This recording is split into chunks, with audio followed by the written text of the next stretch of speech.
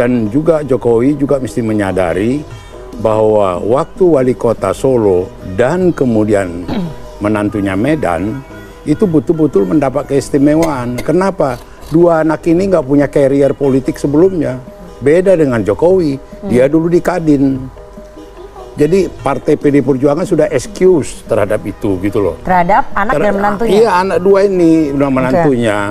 Jadi perlu juga kita ingatkan kepada Jokowi untuk dia juga tidak membuat satu kesalahan-kesalahan di waktu yang lama. Bagaimana ini butuh proses, butuh waktu.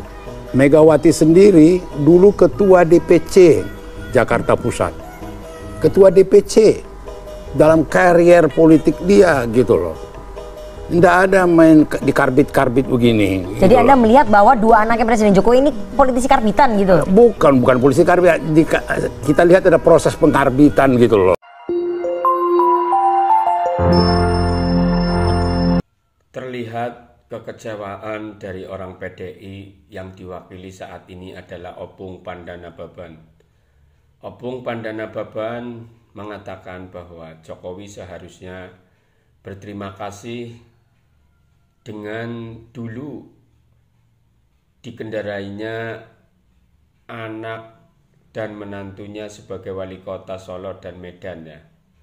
Dan saat ini dengan Kaisang masuk PSI dan menjadi ketum PSI itu menjadi tamparan besar buat PDI Perjuangan, yang mana PDI Perjuangan merasa ya sedikit dikhianati dengan langkah-langkah seperti ini. Bahkan Jarod Saiful Hidayat juga mengatakan pendidikan politik di keluarga Jokowi gagal. Dengan masuknya Kaisang menjadi ketum PSI, setidaknya membuat banyak pertanyaan di masyarakat yang akhirnya ada celah, tanda petik provokasi buat hubungan antara Jokowi dengan PDIP.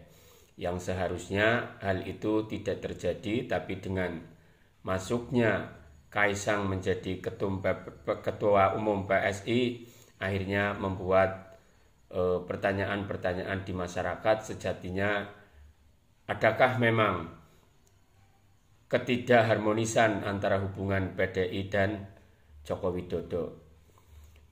Di satu sisi PDI Perjuangan sudah benar-benar melindungi nama baik Jokowi, kemudian bagaimana mengcounter anggapan-anggapan negatif antara hubungan PDI Perjuangan dengan Jokowi.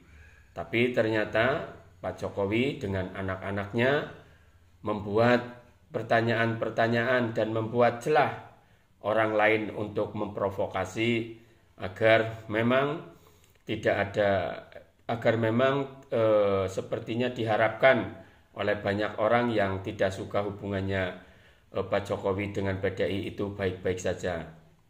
Jadi wajarlah menurut kita bahwa apa yang disampaikan Opung Pandanababan, Jarod Saiful Hidayat dan lain-lain dan kawan-kawannya memang jadi pelajaran buat kita semua bahwa berpolitik juga harus ada etik, kemudian bagaimana kita bisa memberikan atau mengucapkan rasa terima kasih kepada orang-orang yang telah menjadi jembatan kesuksesan kita semua. Kita tahu bahwa Pak Jokowi 2 periode dikendarai oleh PDI Perjuangan menjadi Presiden Republik Indonesia, mulai dari wali kota juga ya, dari wali kota kemudian gubernur DKI.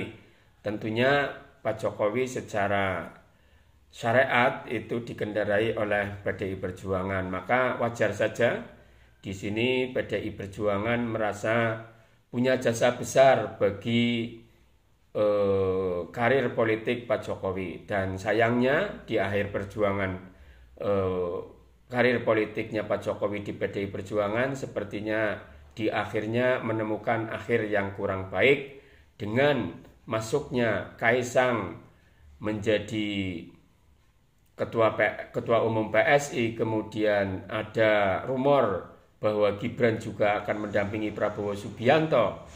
maka kekecewaan PDI Perjuangan tidak bisa dihindari dan sepertinya ini akan menjadi problematik yang akan datang menuju Pilpres 2024. Demikian, semoga bermanfaat. Jangan lupa selalu dukung channel ini dengan cara subscribe, like, comment, and share.